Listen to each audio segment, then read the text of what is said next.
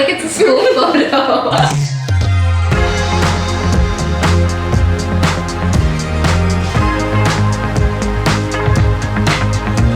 Hi guys, my name is Kara. I moved about a month ago and I thought I'd show you guys all the units that we toured. I live in downtown Toronto and I've been living with my boyfriend for the past like almost 2 years in a 1+1. That was actually my first time moving out. So this was actually my second time apartment hunting. My sister's starting university and because my mom doesn't want her to live alone, she's gonna be living with us. And yeah, a 1+1 is just not gonna work.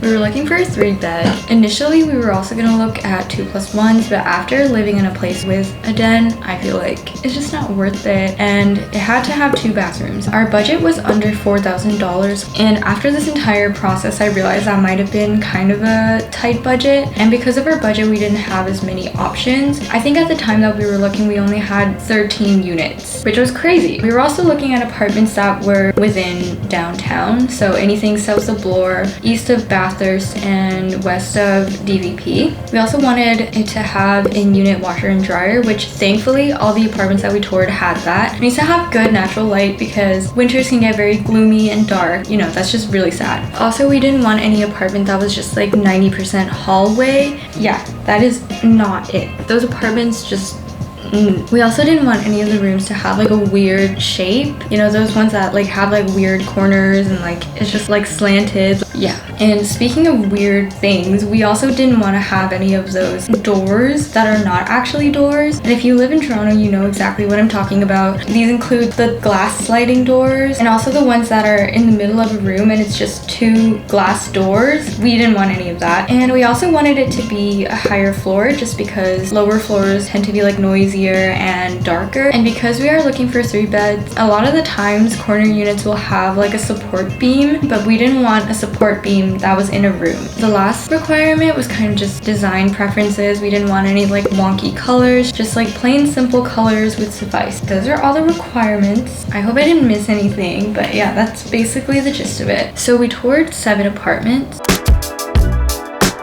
Okay, so the first apartment that we saw was located on Shooter Street. It was in the Yonge Dundas area and it was listed at $3,700 and the apartment had a southwest exposure.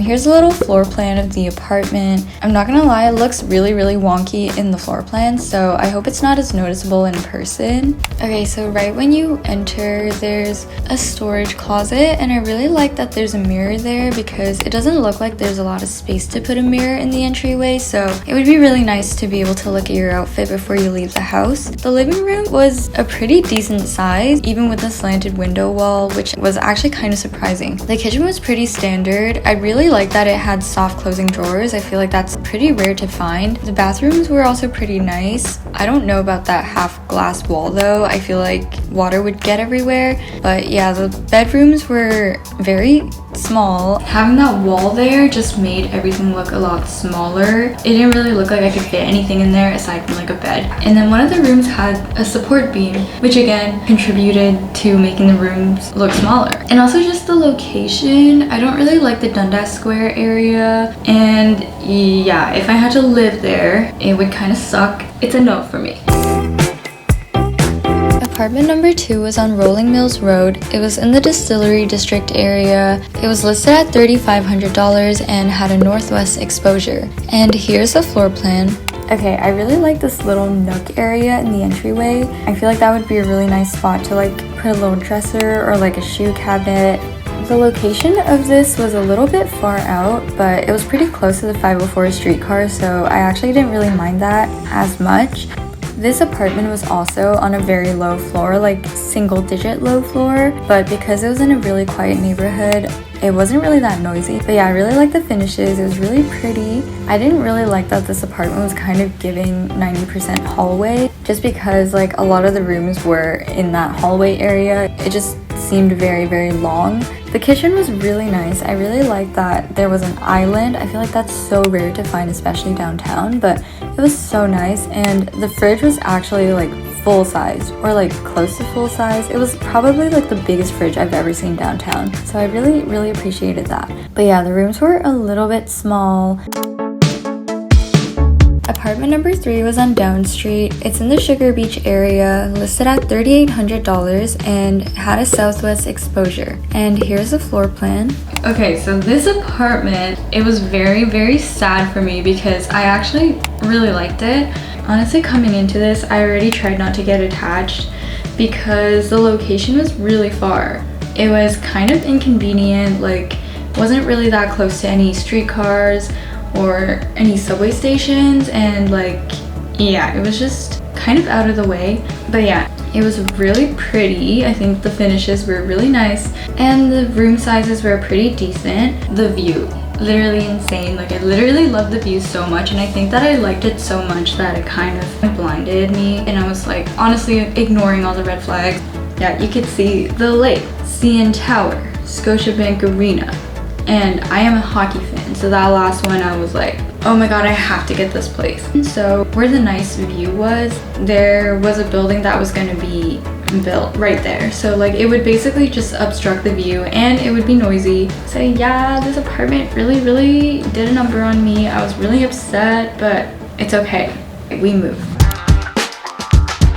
Apartment number 4 was exactly the same as the previous one, but it was just like a few floors higher, and this was listed at $4,000. It also had a southwest exposure, and here's the floor plan. As you can see, it's exactly the same. So the 4th apartment, it was the exact same apartment, just a little higher and like different colors. But there is one additional con. There were sewage smells coming out of the toilet. I don't know if that's because someone dropped something in there, if you know what I mean, or if it's because this apartment is actually really close to Sugar Beach. And if you didn't know, Sugar Beach is called Sugar Beach because there's a sugar factory right there, and I don't know if that had anything to do with the smells, but it does kind of smell a little funky around that area, so it was just really off-putting sewage smells. Apartment number 5 was on Cooper Street East. It's also in the Sugar Beach area. This was listed at $4,000 and had a southwest exposure. And here's a floor plan. This was the only one I could find, so shout out to Elizabeth. Both this building and the previous one, they were actually like connected, and it was like 2 different buildings, but they were like one whole thing. Basically, like they were connected. It had a really nice view, and honestly that was about it. There were a lot more cons and pros for this one. The guest bathroom had a really small shower stall. It was just like really small. The closet in the master bedroom was really weird. I've never seen a closet like that. It was just such a weird shape. I don't really think you could fit much in there, so I did not like that at all. And one of the rooms also had a support beam. Why do they do that? The kitchen didn't really have much counter space because it was like an L-shaped kitchen, but there was no island to accommodate for that. Okay, apartment 6 was actually in the same building as the apartment that I ended up choosing. So obviously Silly Street is not a real street. So it's in the entertainment district area. It was listed at $3,750 and had a southwest exposure. And here's a floor plan. The finishes were really pretty, and I really love this location. I'm already living around this area and I really like it. This was honestly the best location out of all the places that I saw. This was like a lower floor, so it didn't really get much sunlight and it was really noisy, and there was a concrete wall covering most of the windows. One room had no door, and honestly the layout could be better. It's not the worst, but I feel like it could have been a little better. It was just not the move, so we did not move there. Yeah. So after looking at that apartment, we were kind of losing hope because this was the location that we really wanted to stay in the most, and all the other ones had a lot of cons, and we were just like, we were really banking on the last one. This was really our only hope, so we didn't know what to do. Our agent had trouble finding the lockbox, so we were sitting in the lobby, like we were just sitting there. Honestly, like I kind of felt like we were gonna go home without seeing it, and then I would probably cry. But yeah, we were waiting there, and we waited for about like 10-15 minutes. It was a really long wait. I would have camped there if we could. No, for real. I'm not leaving until I see it. But he pulled through, okay? He pulled through. We went to go see the apartment, and it was literally perfect.